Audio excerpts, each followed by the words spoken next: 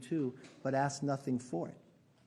Putin misreads that and invades Ukraine thinking it would collapse in 2 weeks based upon Afghanistan. But now we have something even worse that's happened in the 1930s. Before Hitler moved, he created an axis of power, right? With Italy and Japan, all countries who wanted to expand their sphere of influence. Before Putin... Much of the technology and machinery that is used to make these chips was designed and produced in the United States. And by uniting our skills and our technological know-how, it allows the production of chips that are critical to both our countries and are essential sectors of our global economy. There is a ton of news about the fourth stimulus check, Social Security benefits that you have to know, folks. So continue watching this video. You definitely don't want to miss out on this. Now, first of all, Americans are finally receiving their tax refund checks from the federal government, and this could mean several big, huge changes. Tax refund represents a source of joy for millions of households, and this year the average check is about $3 grand. Now, according to latest data, refunds are also used to pay down bills, start an emergency fund, or splurge on something special. Refund checks may be pleasant to receive, but they aren't free money from the government. Instead, they represent reimbursements from the IRS for taxes that workers overpaid throughout the year. Last year, that amounted to $360 billion in overpaid income, with 2 in 3 taxpayers receiving a check from the IRS. And because of the financial stakes, tax professionals and economists have engaged in a long-running debate about whether it's financially wise to get a tax refund or to have a close to a net zero tax return and get nothing back from the IRS. On one side of the debate, many experts cautioned that tax refunds represent interest-free loans that taxpayers give to the federal government.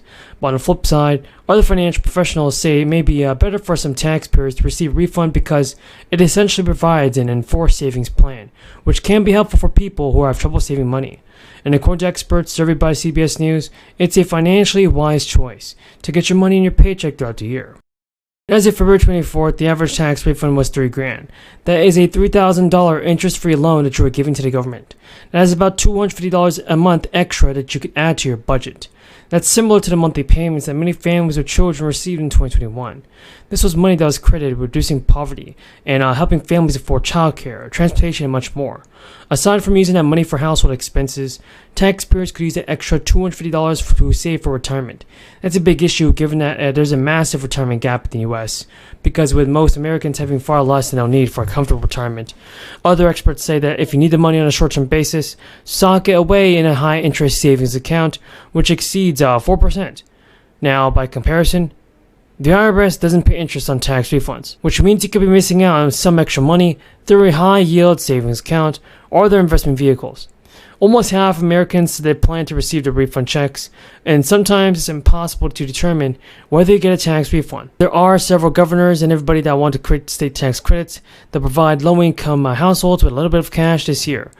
So if you're a person with low income, you could be getting stimulus, because Vermont's child tax credit provides $1,000 annually per child under 6 to families with adjusted gross incomes up to $125 grand. And now families with low or no earnings. Congress is now negotiating on monthly recurring stimulus payments, and this could mean stimulus relief checks every month for everybody that's eligible. That's the good news. So if you are on Social Security and SSI, you'll also want to be sure to watch this video. So in an effort to safeguard against any future recessions, senators and the White House are now considering setting up automatic relief payments for the next time the economy takes another significant dip. The Economic Security Project has already talked with 50 staff members from the Senate Finance Committee that's on automatic stabilizers. This would mean that the automatic stabilizers would be tied to the state of the economy. The organization also had conversations with Joe Biden's administration, and he's hopeful that the measure will be included in the final draft of the bill. Automatic stimulus checks would really be helpful to millions of Americans. The Economic Security Project has already talked with 50 staff members from the Senate Finance Committee on automatic stabilizers alone. This would mean that the automatic stabilizers are going to be tied back to the state of the economy with Joe Biden's administration, and he's hopeful that the measure will be included in the final draft of the bill. Automatic stimulus checks are definitely going to be helpful to many people. As the country fights poverty and unemployment rate rises, more payments will be sent out. Automatic stabilizers are often tied to unemployment rates, and many lawmakers are pushing for plans that would issue broad or targeted payments based on the state of unemployment. So when unemployment is high, as it was in March 2020, payments will be sent out to a broad group of people. As it drops, payments will become more concentrated on lower class and working class communities, who are adversely affected by the crisis. As relief measures go, stimulus checks and unemployment insurance are not cheap fixes that would help the economic problems plaguing America right now. Folks, in addition to that, the 3 round stimulus checks alone cost more than $580 billion. Of course, Republicans have voiced opposition to this. The White House has backed automatic stabilizers for unemployment insurance, and Kamala Harris supported recurring payments. A change.org petition that was started last year calls for $2,000 payments, and that has gathered more than 3 million signatures. A ton of views about the fourth stimulus check, Social Security benefits, SSI, and SSDI. You don't want to miss out on this, so here it is.